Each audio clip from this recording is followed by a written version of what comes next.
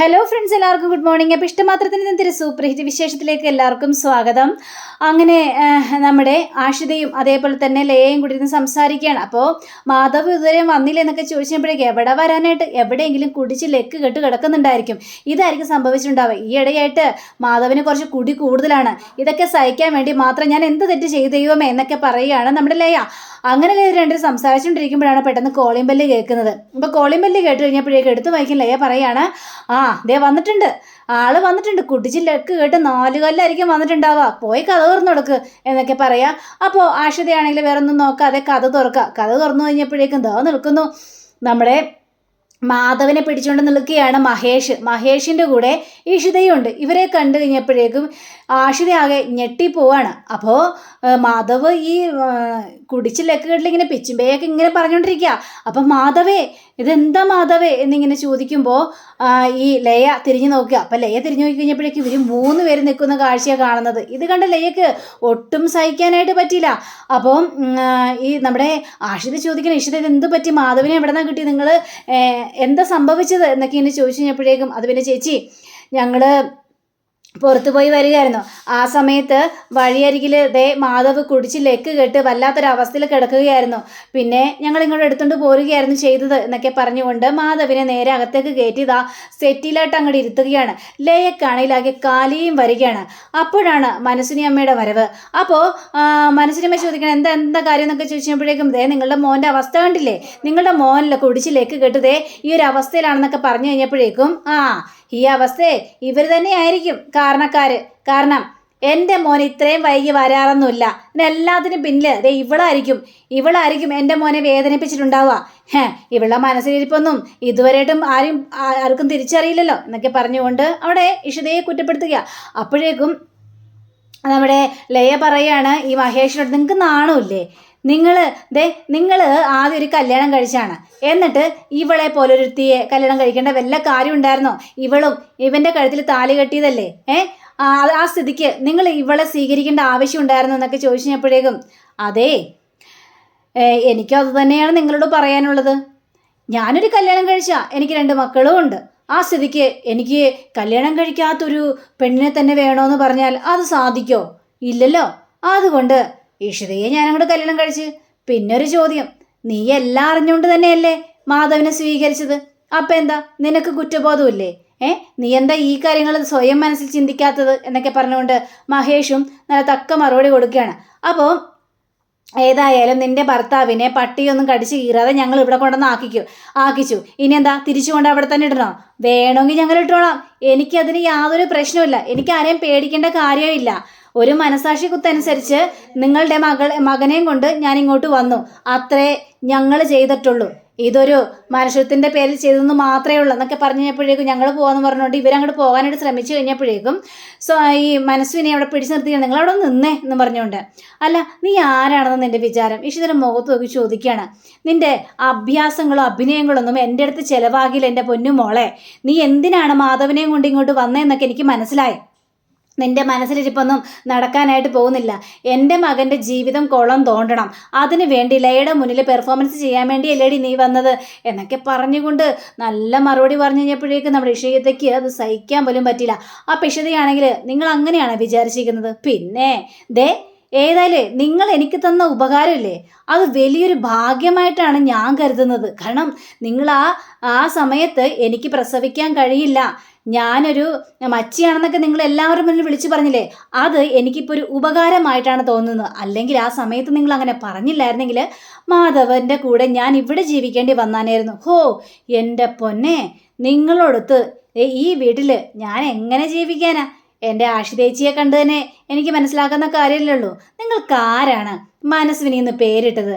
മനസ്സുള്ളവർക്കല്ലേ ആ പേരിടേണ്ട ആവശ്യമുള്ളൂ. നിങ്ങൾക്ക് മനസ്സെന്ന് പറഞ്ഞൊരു സാധനമില്ല. നിങ്ങളുടെ മകൻ്റെ ദുരന്തത്തിനെല്ലാത്തിനും കാരണക്കാരി നിങ്ങൾ തന്നെയാണ്. നിങ്ങൾ ഒറ്റയൊരുത്തിയാണ് ഇതിനെല്ലാത്തിനും കാരണക്കാരി. എന്നിട്ട് മറ്റുള്ളവരുടെ കുടുംബജീവിതം കൂടി നശിപ്പിക്കാനായിട്ട് നിങ്ങൾ നോക്കുകയാണ്.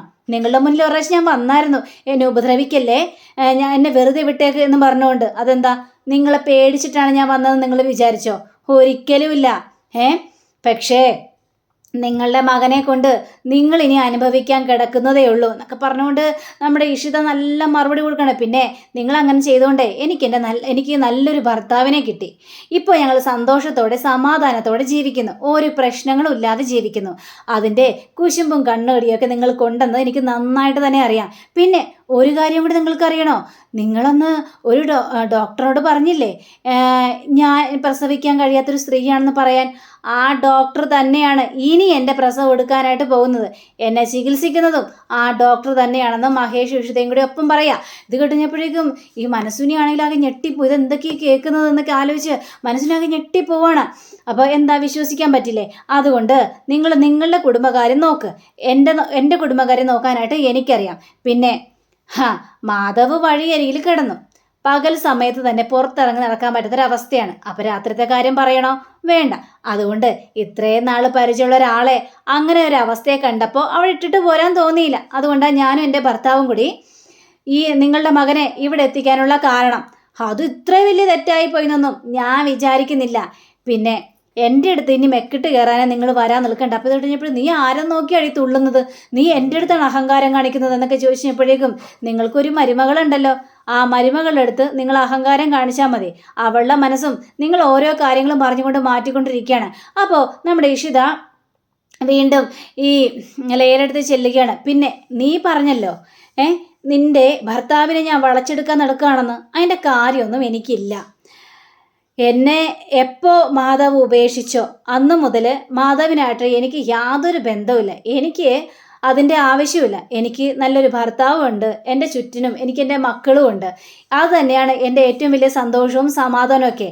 അല്ലാണ്ട് നീ പറഞ്ഞതുപോലെ കണ്ട ആണുങ്ങളുടെ പിന്നാലെ നടക്കേണ്ട കാര്യമൊന്നും എനിക്കില്ല എന്നും പറഞ്ഞുകൊണ്ട് ഇഷിത നല്ല മറുപടി കൊടുക്കുക. അപ്പോൾ ആഷിതയ്ക്കാണെങ്കിൽ ഇതൊക്കെ കേട്ട് കഴിഞ്ഞപ്പോഴേക്കും ഭയങ്കര സന്തോഷം തോന്നുകയാണ്. അങ്ങനെ ഇവരവിടെ നിന്ന് ഇറങ്ങി പോവുകയും ചെയ്യാണ്. അപ്പോൾ ഈ മനസ്സുനിയാണെങ്കിൽ ആകെ കാലി കൊണ്ട് വിറഞ്ഞൊരു അവസ്ഥ നിൽക്കുകയാണ്. ഇവനൊക്കെ അതിൻ്റെ ഇടയ്ക്ക് നമ്മുടെ മാധവാണെങ്കിൽ ഇങ്ങനെ പിച്ചും പേയൊക്കെ കിടന്ന് പറയുന്നുണ്ട്. ഇതൊക്കെ കേട്ട് കഴിഞ്ഞപ്പോഴേക്കും എല്ലാവർക്കും കലിയും വരികയാണ്. അപ്പം മനസ്വിനിക്ക് പിന്നീട് കൂടുതലൊന്നും പറയാനായിട്ട് പറ്റില്ല. കാണിച്ചു കൊടുക്കാൻ ഞാൻ അവളെ. ഈ മനസ്വിനി ആരാണെന്ന് ഇവൾക്ക് ശരിക്കും അറിയില്ല. അപ്പോൾ ലേയാണെങ്കിൽ ഇതെല്ലാം കേട്ട് എനിക്ക് സഹിക്കാൻ പറ്റുന്നില്ല. ദൈവമേ, എന്തൊരു വിധിയാണ് എൻ്റേത്. ഇതിന് മാത്രം തെറ്റൊന്നും ഞാൻ ചെയ്തിട്ടില്ലല്ലോ, ഇതിനെല്ലാവരും കൂടി എൻ്റെ തലയിൽ കെട്ടിവെച്ചു. ഇപ്പം എല്ലാവർക്കും സമാധാനമായാലെന്നും പറഞ്ഞുകൊണ്ട് ലയ കുണുണാന്നിങ്ങനെ സംസാരിച്ചിട്ട് അവിടെ നിന്ന് പോവുക. അപ്പോൾ ഇഷിതയ്ക്കാണെങ്കിൽ ആകെ സന്തോഷം കൊണ്ടൊരു മതി മറന്നൊരവസ്ഥയും. അങ്ങനെ നമ്മുടെ മഹേഷിനെ ഇഷിതയും കൂടി കാണിക്കുകയാണ്. അപ്പോൾ ഇവർ രണ്ടും കൂടി കാറി പോയിക്കൊണ്ടിരിക്കുക. മഹേഷ് ആണെങ്കിൽ സന്തോഷം കൊണ്ട് നിറഞ്ഞു നിൽക്കുക. കാരണം അങ്ങനെ നല്ലൊരു ഡയലോഗാണല്ലോ നമ്മുടെ ഇഷിത അടിച്ചിരിക്കുന്നത്. അപ്പോൾ മഹേഷ് ചോദിക്കുകയാണ്, എന്താ ഇഷിത തൻ്റെ ഇതെല്ലാം തീർന്നോ? കാരണം രാത്രി ഭക്ഷണം കഴിക്കാൻ വന്നതുകൊണ്ട് ഇങ്ങനെ കുറേ സംഭവങ്ങളൊക്കെ കേട്ടു. പക്ഷേ ഇഷിതേച്ചിയുടെ കാര്യം ആലോചിക്കുമ്പോഴാണ് ഞാനൊരു കാര്യം പറഞ്ഞേക്കാം, ആഷിതേച്ചിയുടെ കാര്യം ആലോചിക്കുമ്പോഴാണ് എനിക്ക് സങ്കടമെന്നൊക്കെ ഇഷിത പറയാം. പക്ഷെ അപ്പോഴേക്കും മഹേഷ് ആണെങ്കിൽ ഇനി മനസ്സുവിനെയെ അടക്കി നിർത്തണമെങ്കിൽ അത് ആഷിതയ്ക്ക് മാത്രമേ പറ്റുള്ളൂ.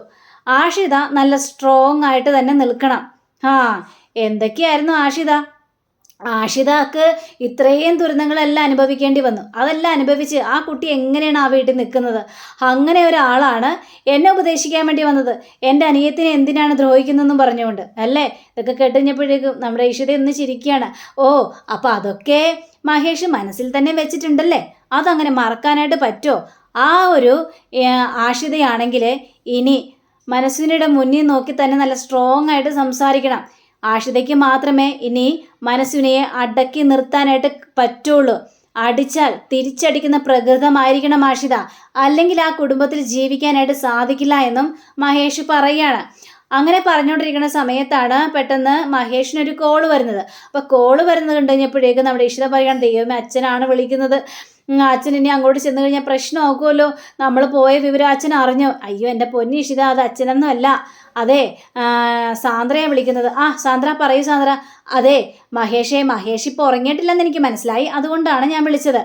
അത് മഹേഷ് തിരഞ്ഞെടുത്ത ആളില്ലേ, അയാളുടെ പോക്ക് വരവൊക്കെ ഞാൻ കണ്ടുപിടിച്ചു. ആണോ, കണ്ടുപിടിച്ചു എന്നൊക്കെ ചോദിക്കുമ്പോഴേക്കും മഹേഷ് നാളെ എന്നെ ഒന്ന് കാണാനായിട്ട് വന്നെ, വിശദമായിട്ട് ഞാൻ വരുമ്പോഴേക്കും കാര്യങ്ങളെല്ലാം സംസാരിക്കാം. അതിനെന്തിനാ നാളെ തന്നെയാക്കും, ഞാൻ ഇപ്പം തന്നെ വന്നേക്കെന്ന് പറയണം. ഇപ്പോഴോ? ഞാൻ ഇഷിതയും കൂടിയേ ഒന്ന് പുറത്തേക്കൊന്ന് ഇറങ്ങിയതാ. ആ സമയത്താണ് സാന്ദ്ര വിളിച്ചത്. ഞങ്ങൾ സ്റ്റേഷൻ്റെ അടുത്ത് തന്നെ ഉണ്ടല്ലോ, ഞങ്ങൾ സ്റ്റേഷനിലേക്ക് വരാം, ഇനി സാന്ദ്രയ്ക്ക് വല്ല ബുദ്ധിമുട്ടാവോ എന്നൊക്കെ ചോദിച്ചപ്പോഴേക്ക് എനിക്ക് യാതൊരു ബുദ്ധിമുട്ടുമില്ല, ഞാനൊരു 2 മണിക്കൂറും കൂടി ഇവിടെ കാണും, നിങ്ങൾ ഇങ്ങോട്ട് പോര് എന്ന് പറയാ. അങ്ങനെ നേരെ ശരി ഞാൻ വന്നേക്കെന്ന് പറഞ്ഞുകൊണ്ട് ഫോൺ വയ്ക്കുകയാണ്. സാന്ദ്രയെ വിളിച്ചത്. സാന്ദ്ര പറയുകയാണ് അവരുടെ നീക്കുപോക്കങ്ങളെല്ലാം മനസ്സിലാക്കിയെന്ന്. ഇനി എവിടെയാണ് അവളെ ആതിരയെ ഒളിപ്പിച്ച് വെച്ചിരിക്കുന്നത് എന്നൊക്കെ എനിക്ക് ശരിക്കും മനസ്സിലാകാനുണ്ടെന്നൊക്കെ മഹേഷ് പറയുകയാണ്. പിന്നീട് കാണിക്കുന്നത് നമ്മുടെ ഇഷിതയെയും അതേപോലെ തന്നെ ഇഷിതയല്ല ആഷിതയെയും അതേപോലെ തന്നെ ലയയാണ്. അപ്പോൾ ഇവർ രണ്ടുപേരും കൂടി മാധവനെ പിടിച്ചുകൊണ്ട് വരികയാണ്. മാധവേ ഒന്ന് അടങ്ങിയിരിക്കും, മാധവേ എന്നെ വിട്, എനിക്ക് പോകണം, എനിക്ക് 2 പെഗും കൂടി അടിക്കാനുണ്ട്. ഇതൊക്കെ കേട്ട് കഴിഞ്ഞപ്പോഴേക്കും ലയ്യൊക്കെ ആണെങ്കിൽ കാല് വരിക. ലയ്യാണെങ്കിൽ ആ സെറ്റിലേക്ക് ഉന്തിത്തള്ളി ഇടണം, ഇനി ഇവിടെ കിടന്നാൽ മതി, എനിക്കിനി പറ്റിയൊന്നുമില്ല അയാളെ പിടിച്ചുകൊണ്ട് റൂമിൽ കൊണ്ടേ കിടത്താനായിട്ട്. എങ്കിൽ പിന്നെ ലയെ നീ ഒരു പുതപ്പിച്ച് കൊടുക്ക് എന്ന് പറഞ്ഞു കഴിഞ്ഞപ്പോഴേക്കും ഞാനെന്തിനാ, അത്ര വെള്ള സുഖമൊന്നും വേണ്ട, ഇങ്ങനെ കിടന്നാൽ മതി, കുടിച്ച് ലെക്ക് കെട്ടിട്ട് വന്നതല്ലേ എന്നൊക്കെ പറഞ്ഞുകൊണ്ട് ഭയങ്കര ബഹളമാണ്. ആ സമയത്താണ് മനസ്സിനെ അങ്ങോട്ട് കയറി വരുന്നത്. അപ്പോൾ മനസ്സിന് വന്നു കഴിഞ്ഞപ്പോഴേക്കും എന്താടി എൻ്റെ മകനെ നീ എന്താടി ചെയ്തതൊക്കെ ചോദിച്ചപ്പോഴേക്കും അമ്മേ എനിക്കിതൊന്നും സഹിച്ച് നിൽക്കാനായിട്ട് പറ്റില്ല, ഞാൻ നാളെ തന്നെ എൻ്റെ വീട്ടിലേക്ക് പോകുമെന്നും പറയുകയാണ്. ഇത് കേട്ടുകഴിഞ്ഞപ്പോഴേക്കും മനസ്സിനും ആകെ പേടിച്ചു പോയി. നീ എന്തിനാടി പോകുന്നത്, നീ പോയി കഴിഞ്ഞിട്ട് ജയിക്കാനായിട്ട് പോകുന്നത് ഇഷിതയാ, അവൾ നിൻ്റെ കുടുംബം കലക്കാനായിട്ടാണ് നോക്കുന്നത്, അപ്പോൾ നീ ഇവിടെ നിന്ന് പോയാൽ ശരിയാവോ മോളെ ലയാ എന്നൊക്കെ എന്നെ ചോദിക്കുകയാണ്. എല്ലാത്തിനും കാരണം ഇവളുടെ അനിയത്തിയാണെന്നൊക്കെ ഈ ആഷിതയുടെ മുന്നിൽ നോക്കി പറയണം. ഇനി മേലാൽ എൻ്റെ അനിയത്തിയെക്കുറിച്ച് സംസാരിച്ചു കഴിഞ്ഞാൽ നിങ്ങൾ തന്നെ സ്വഭാവം മനസ്സിലാക്കുക, നീ എന്ത് ചെയ്യോടി, നീ എന്നെ തല്ലോ, വേണ്ടി വന്ന് തല്ലും എടി എന്ന് പറഞ്ഞുകൊണ്ട് ഈ മനസ്സുവിനെ തല്ലാനായിട്ട് കൈ ഉയർത്തി കഴിഞ്ഞപ്പോഴേക്കും ആഷിത കയറി മനസ്സിനോട് കൈ കയറി പിടിക്കണം. തൊട്ടു പോകരുത് തന്നെ, ഇനി ഞാൻ കൈയും കെട്ടി നോക്കി നിൽക്കുമെന്ന് നിങ്ങൾ വിചാരിക്കണ്ട, എൻ്റെ സ്വഭാവം നിങ്ങൾ ശരിക്കും അറിയും. ഇത് കേട്ട മനസ്സുവിനെ ഞെട്ടിപ്പോവാ. അപ്പം മനസ്സുവിനെയാണെങ്കിൽ ഓഹോ, അപ്പം എൻ്റെ നേരെ കൈ ഉയർത്താൻ മാത്രം നീ വളർന്നു അല്ലേ, നിന്നെ ഇനി ഒരു നിമിഷം പോലും ഇവിടെ ഞാൻ വെച്ച് പൊറപ്പിക്കില്ല, ഇറങ്ങടി, ഈ വീടിന് പുറത്തിറങ്ങടി, ഈ രാത്രി തന്നെ നീ ഇറങ്ങിക്കൊള്ളാം എന്ന് പറയുമ്പോൾ ആഷിത കൈയും കെട്ടി ഇങ്ങനെ നോക്കി നിൽക്കുകയാണ്. ഓഹോ അത് ശരി, അപ്പോൾ ഞാൻ പറഞ്ഞു നീ ഇറങ്ങിയില്ലല്ലേ, ഇപ്പം കാണിച്ചാലേ ഈശ്വർ എന്ന് പറഞ്ഞിട്ട് വിളിക്കുകയാണ്. നിങ്ങൾ ആരെ വിളിക്കണം, ഈശ്വരനെയോ? ഈശ്വറും വരില്ല, ആരും വരില്ല. അപ്പോൾ മാധവോടെ കിടന്ന് പറയണ ഈശ്വരനെ വിളിക്കണ്ട, ഞാനിവിടെ ഉണ്ടല്ലോ, പിന്നെന്തിനാണ് ഈശ്വരനെ വിളിക്കുന്നത്, മിണ്ടാതെ കിടക്കടാ എന്നും പറഞ്ഞ് മാധവനെ വഴക്ക് പറയുകയാണ് മനസ്വിനെ. അപ്പോഴേക്കും ഇഷിത പറയുകയാണ്, നിങ്ങൾ ആര് വിളിച്ചാലും ഇങ്ങോട്ട് വരാനായിട്ട് പോകുന്നില്ല, എന്നെയും എൻ്റെ കൊച്ചിനെയും ധൈര്യം ഉണ്ടെങ്കിൽ നിങ്ങളോട് ഇടന്ന് ഇറക്കി വിടാനായിട്ട് നോക്ക്, നിങ്ങളെ കൈ വിറയ്ക്കും, പറ്റില്ല. പണ്ട് ആഷിതയെ വിറപ്പിച്ച പോലെ നിങ്ങളിപ്പോൾ ആഷിതയെ വിറപ്പിക്കാൻ നിൽക്കണ്ട, അങ്ങനെ വരയ്ക്കുന്ന ഒരാളല്ല, എൻ്റെ അനിയത്തിയുടെ കുടുംബം തകർക്കാൻ നോക്കിയവരാണ് നിങ്ങൾ. പല പ്രാവശ്യം പല കാര്യങ്ങളും ഞാൻ ക്ഷമിച്ചിട്ടുണ്ട്, ഇനി ക്ഷമിച്ച് നിൽക്കുന്ന പ്രശ്നമില്ല. എന്തേ നിങ്ങളുടെ മോൻ എവിടെ, കുറേ നേരം ആയല്ലോ നിങ്ങൾ ഈശ്വർ എന്ന് വിളിക്കുന്നു, വന്നില്ലല്ലേ, വരില്ലെന്നേ, അയാൾ എന്നെ ഇവിടെ നിന്ന് ഇറക്കി വിടുമെന്ന് നിങ്ങൾക്ക് തോന്നുന്നുണ്ടോ എന്നൊക്കെ പറഞ്ഞുകൊണ്ട് നല്ല സൂപ്പർ ഡയലോഗ്. ഇതൊക്കെ കേട്ട് കഴിഞ്ഞപ്പോഴേക്ക് മനസ്സുവിനി പത്തി താഴ്ത്തി വെച്ചുകൊണ്ട് നേരെ പോവാണ്. അപ്പോൾ പിന്നീടൊന്നും പറയാനും പറ്റില്ല. അപ്പോൾ നമ്മുടെ ലയാണെങ്കിൽ റൂമിൽ ഇങ്ങനെ ഭയങ്കര സങ്കടപ്പെട്ടിരിക്കുക. അപ്പോൾ ഇങ്ങനെ സങ്കടപ്പെട്ടിരിക്കാൻ നേരത്ത് ഈ ആഷിത ചെല്ലുകയാണ്. ലയ, നിനക്ക് എന്നോട് ദേഷ്യമാണോ? ഞാൻ പറഞ്ഞതിൽ എന്താണ് തെറ്റ്? ഒന്ന് ചിന്തിച്ച് നോക്ക്. ഇഷിതയെ കുറ്റം പറഞ്ഞിട്ടൊന്നും യാതൊരു കാര്യമില്ല, നീ നിൻ്റെ ഭർത്താവിനെ നേരെയാക്കേണ്ടത് നിൻ്റെ കടമയാണ്. മാധവ് ഇങ്ങനെ കുടിക്കാനുള്ള കാരണക്കാരി ആരാണ്? ഇഷിതയാണോ? അല്ലല്ലോ. ഇതിനു മുമ്പും മാധവ് കുടിച്ചിട്ട് വന്നിട്ടുണ്ടോ? ഇല്ല. നല്ല ഡീസൻ്റ് ആയിട്ട് തന്നെയല്ലേ നിങ്ങൾ സന്തോഷത്തോടെ ഒരുമിച്ചല്ലേ ജീവിച്ചത്? നിനക്കൊരു കുഞ്ഞുണ്ടാവില്ലെന്ന് അറിഞ്ഞു കഴിഞ്ഞപ്പോഴേക്ക് എത്ര ഡോക്ടർമാരെ നിന്നെ കാണിക്കാനായിട്ട് കൊണ്ടുപോയി മാധവ്? അതൊക്കെ ഒന്ന് ആലോചിച്ച് നോക്കിക്കണ്ടേ? ഇത് കേട്ടുകഴിഞ്ഞപ്പോഴേക്ക് എനിക്കൊന്നും കേൾക്കണ്ട, നിങ്ങളൊന്ന് ഇറങ്ങിപ്പോയി തരാവോ, എനിക്കൊന്നും അറിയേണ്ട ആവശ്യമില്ല. ലയ, എന്നോട് ദേഷ്യപ്പെട്ടിട്ടൊന്നും കാര്യമില്ല ലയ, ഞാൻ പറയുന്ന കാര്യങ്ങളൊന്നും നീ ശ്രദ്ധിച്ച് കേൾക്കണം. നിൻ്റെ ഭർത്താവും ഇഷിതയും തമ്മിൽ യാതൊരു ബന്ധവുമില്ല. ഇഷിതയുടെ മനസ്സിൽ ഇപ്പോൾ നിൻ്റെ മാധവിന് ഒരു സ്ഥാനവും ഇല്ല. ഇഷിതയെ എനിക്ക് വിശ്വസിക്കാം, പക്ഷേ മാധവ് അങ്ങനെയല്ല. മാധവിൻ്റെ മനസ്സിൽ ഇപ്പോഴും ഇഷിതയുണ്ട്. ഇത് കേട്ടുകഴിഞ്ഞപ്പോഴേക്കും അതിന് കാരണക്കാരി ആരാണ്? അമ്മ തന്നെയല്ലേ, ഇവിടുത്തെ അമ്മായിയമ്മ, നിൻ്റെ അമ്മായിയമ്മ തന്നെയല്ലേ ഇതെല്ലാം ഒപ്പിച്ചെടുത്തത്. നിൻ്റെ മനസ്സിലേക്ക് ഓരോ കുരുട്ടു ബുദ്ധിയും കയറ്റി തരുന്നത് അവരാണ്, ആ സ്ത്രീയാണ്. പക്ഷെ അതൊന്നും വിശ്വസിക്കാൻ പാടില്ല. നീയും നിൻ്റെ കുടുംബജീവിതമാണ് നീ നോക്കേണ്ടത്. പലരും പല പ്രശ്നങ്ങൾ ഉണ്ടാക്കിയെന്ന് വരും, പക്ഷേ അതൊന്നും മനസ്സിൽ വെക്കാനായിട്ട് പാടില്ല.